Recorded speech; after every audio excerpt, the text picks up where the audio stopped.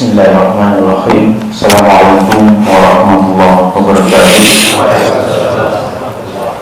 Alhamdulillah alladzi arsala rasulahu bil huda wa dinil haq liyudhhirahu 'ala dini kullihi wa kafa billahi shahida. Asyhadu an la ilaha illallah wahdahu la syarika lahu wa asyhadu anna Muhammadan abduhu wa rasuluhu amma ba'du.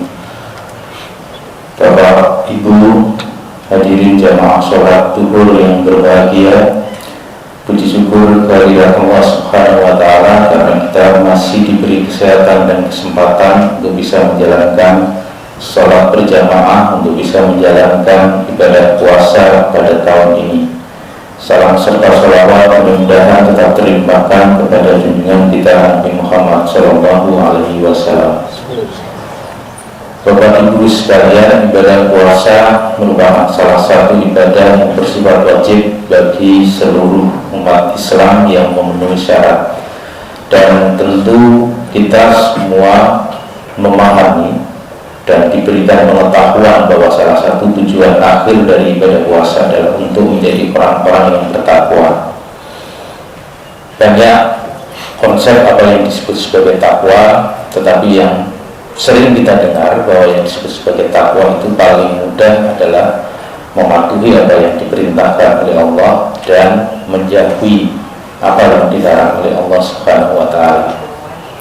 Di dalam konsep takwa tersebut sebetulnya mensyaratkan satu hal penting, yang itu juga menjadi salah satu motivasi, salah satu sebab mengapa kita ikhlas dan rela menjalankan ibadah, termasuk ibadah puasa, menahan nafsu, lapar dahaga. Kalau bekerja biasanya agak siang itu membaca itu mengantuk. Itu satu, karena kita memahami posisi kita sebagai makhluk dan hubungannya dengan Allah sebagai Khalik. Kita memahami bahwa Allah Subhanahu wa Ta'ala sebagai Khalik adalah maha segalanya, mengetahui segalanya, maha benar. Kita sebagai makhluk, walaupun dalam penciptaan makhluk itu kita memiliki cahaya dari Allah Subhanahu wa Ta'ala yang menyebabkan kita selalu cenderung pada kebenaran, yang menyebabkan kita sesungguhnya tahu mana yang benar dan mana yang salah. Tetapi kita juga memiliki keterbatasan yang kadang-kadang keterbatasan itu seringkali tidak disadari. Dan karena kita menyadari keterbatasan itulah maka kita mematuhi apapun yang diperintahkan oleh Allah dan apapun yang dilarang oleh Allah. Karena kesadaran bahwa sebagai makhluk, walaupun kita punya kecenderungan terhadap kebenaran, tetapi kita tidak akan mungkin mengetahui dan tahu sesungguhnya apa yang disebut sebagai kebenaran dalam arti kebenaran Allah.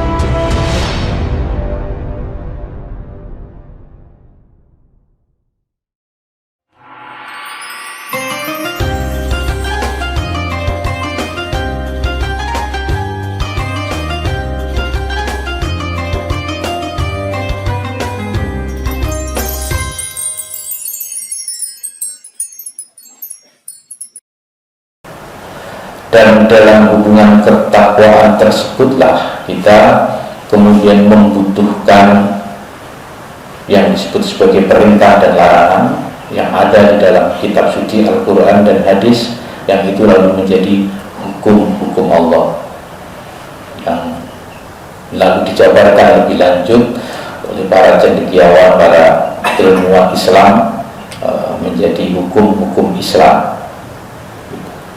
Dan perintah-perintah Allah itulah yang kemudian menjadi pedoman bagi kita dalam kehidupan bermasyarakat.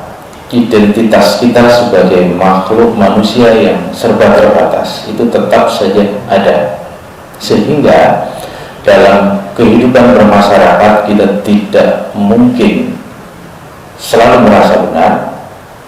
Sebaliknya, kita harus selalu merasa ada kekeliruan di dalam diri kita. Walaupun kita percaya bahwa kita cenderung kepada kebenaran, justru karena pada saat yang sama kita juga percaya bahwa kita tidak mungkin benar mutlak, maka kita harus selalu mendengarkan kebenaran dari orang lain. Nah, dalam kehidupan bersama, apa yang disebut sebagai kebenaran yang mengatur perilaku umat manusia, kehidupan manusia, itulah yang lalu disebut sebagai hukum. Baik hukum yang tumbuh berdasarkan pada kesepakatan pelan-pelan di masyarakat tanpa ada dokumen, tanpa ada institusi, berjalan begitu saja, yang lalu disebut sebagai kebiasaan, dan itu juga menjadi bagian dari dalam hukum Islam, maupun hukum yang memang dibuat oleh lembaga-lembaga formal. Hukum yang dibuat oleh lembaga-lembaga formal itu adalah wujud dari kesepakatan bersama, dan kesepakatan itu muncul dari individu-individu yang memiliki kecenderungan pada kebaikan dan di sisi lain juga memiliki kesadaran akan keterbatasan, sehingga kebenaran itu dirajut bersama-sama lalu menjadi aturan hukum. Hukum, mengapa kita harus mematuhi hukum? Yang pasti ada beberapa tipe. Yang pertama, hukum yang memang berlaku universal, yang disebut sebagai pembunuhan itu dimanapun adalah tindak pidana. Yang disebut sebagai pencurian dimanapun itu adalah tindak pidana. Intinya yang melindungi 3 atau 5 yang akan dilindungi di dalam berdasarkan pada hukum Islam: nyawa, harta, jiwa, kehormatan, dan agama. Dimanapun. Ada juga aturan hukum yang memang bersifat spesifik sesuai dengan kondisi masyarakat setempat, dan bisa saja lalu juga berubah sesuai dengan perkembangan masyarakat.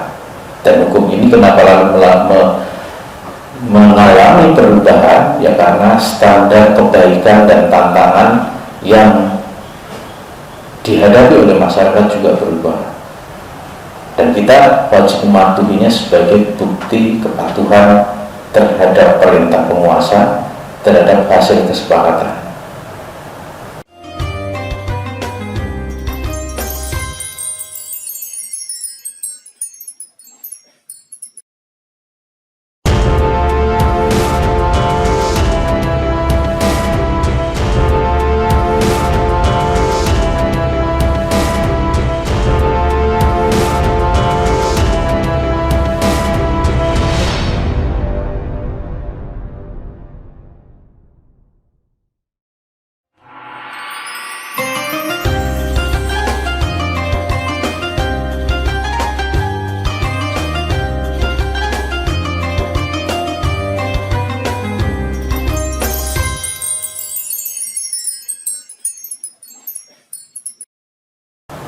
Zaman dulu tahun 80-an tidak ada keharusan pakai helm gitu.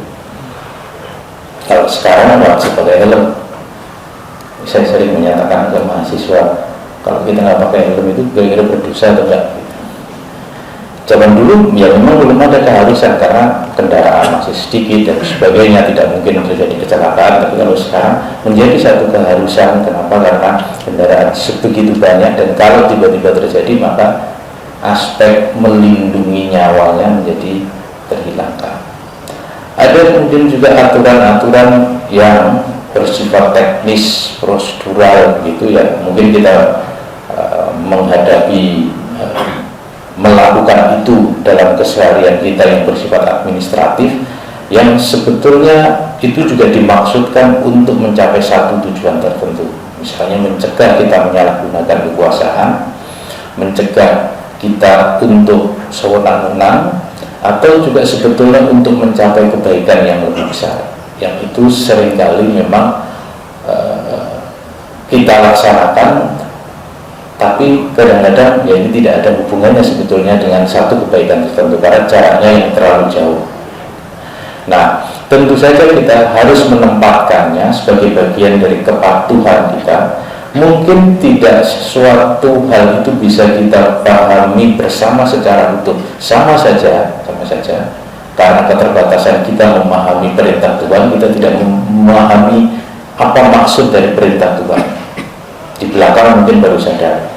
Nah, kadang-kadang dalam melaksanakan aturan hukum, mengapa kemudian kalau di dunia hukum itu ya, hukum itu benar, harus dianggap benar dan berlaku ketika diucapkan.